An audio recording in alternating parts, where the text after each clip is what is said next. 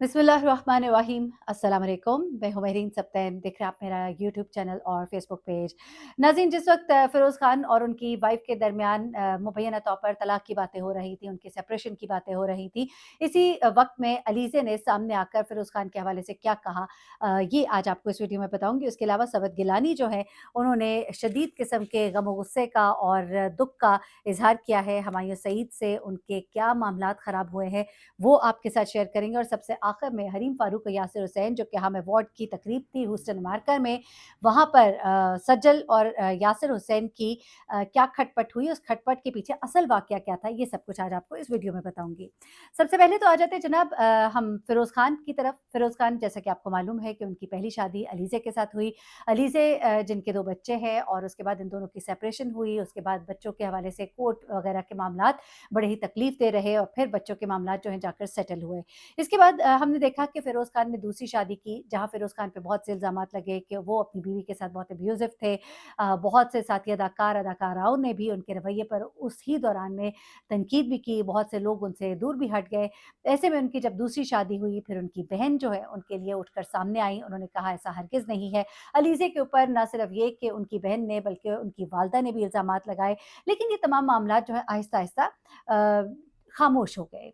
कहते हैं ना कि वक़्त एक बहुत बड़ा मरहम भी होता है और वक़्त की धूल जो है जब चीज़ों पर बैठती है, तो चीज़ें जो है बहुत सी छुप भी जाती हैं।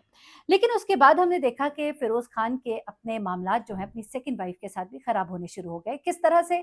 वो इस तरह से कि जनाब उनका सोशल मीडिया अकाउंट, जो कि एक बहुत बड़ा सिंबल होता है कि किसी भी कपल की रिलेशनशिप कैसा है, वहाँ पर देखा जाता है कि एक-दूसरे को अनफ्रेंड किया जाता है, उसके बाद एक-दूसरे को अनफ़ॉलो किया जाता है और उसके बाद तस्वीर जो है हटा दी जाती हैं। और उसके बाद सिर्फ़ यही नहीं हुआ, बल्कि एक मैसेज जो है वो उन्होंने पोस्ट किया अपने अकाउंट पर, जिसमें उन्होंने कहा कि किस तरह से उनकी लाइफ से अब वो अलग हैं और किस तरह से वो उनकी बहन और उनकी माँ के लिए टॉक्सिक थी और जो भी बातें थी, मैं आपके साथ एक अपनी गुज़िश्ता वीडियो में शेयर कर चुकी हूँ।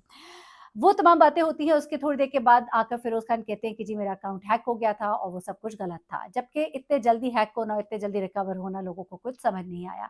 ऐसे में उनकी वाइफ़ का भी एक मैसेज जो है वो सर्कुलेट करता है, जिसमें कि वो कुछ रिश्ते के ख़त्म होने की बातें करती हैं और फिर जो है चीज़ें बिल्कुल ही ख़ामोश हो जाती हैं। एक ऐसे वक़्त में अलीज़े जो है वो सामने आती हैं और अपनी ख़ामोशी को तोड़ती हैं और एक गिला करती हैं। गिला भी किससे? फ़िरोज़ खान से। वो कहती है कि तन्हा माँ जो है वो सारी ज़िम्मेदारी उठाती है। बच्चों को छोड़ना, लेना, उनकी परवरिश करना, उनको पढ़ाना, लिखाना, खिलाना, ये कोई आसान काम नहीं है और बिल्कुल दुरुस्त बात है। बच्चों की ज़िम्मेदारी जो है वो बाप का काम सिर्फ़ पैसे देना नहीं होता। पैसे देकर उससे कोई मुलाज़मा नहीं खरीद ली होती, बल्कि माँ और बाप दोनों मिलकर बच्चों की परवरिश करते हैं।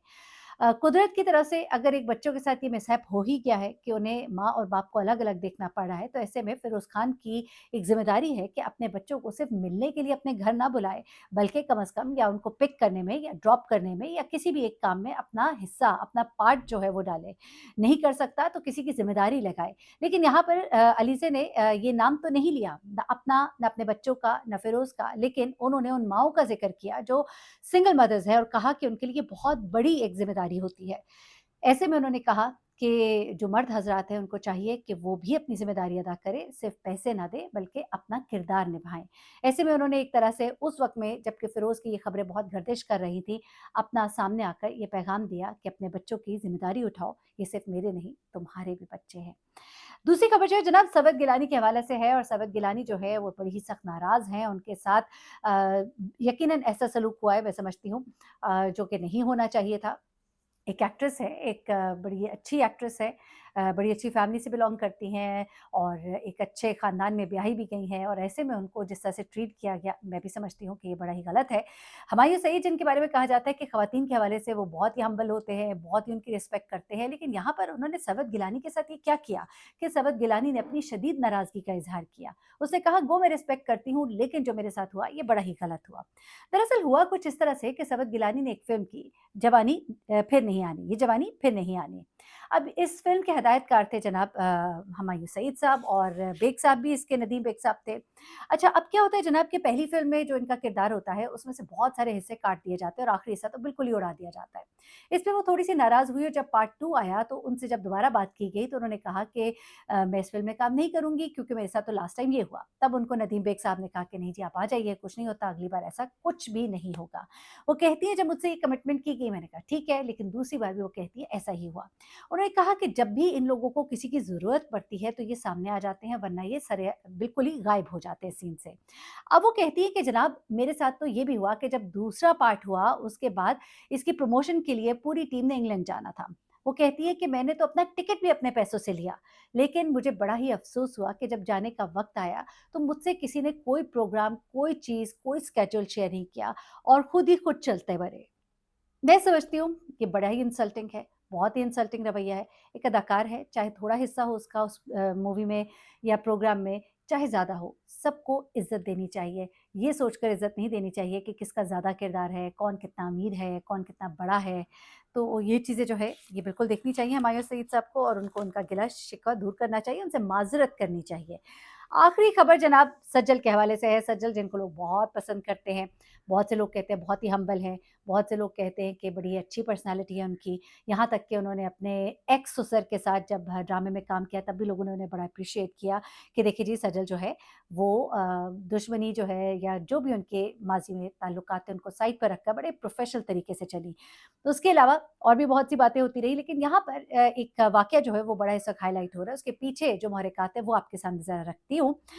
ये 12 अक्टूबर को अमेरिका ह्यूस्टन में हम अवार्ड की 10वीं तकरीब थी और इस अवार्ड तकरीब के हवाले से लोगों ने बहुत सी कंप्लेंट्स की हैं, बहुत सी बातें की हैं। ठंड बहुत ही ठंडी तकरीब थी और बड़ी सारी बातें, जबकि हम अवार्ड की तकरीब बड़ी अच्छी होती है, लेकिन इस दफ़ा लोगों को बहुत सी कंप्लेंट्स थी।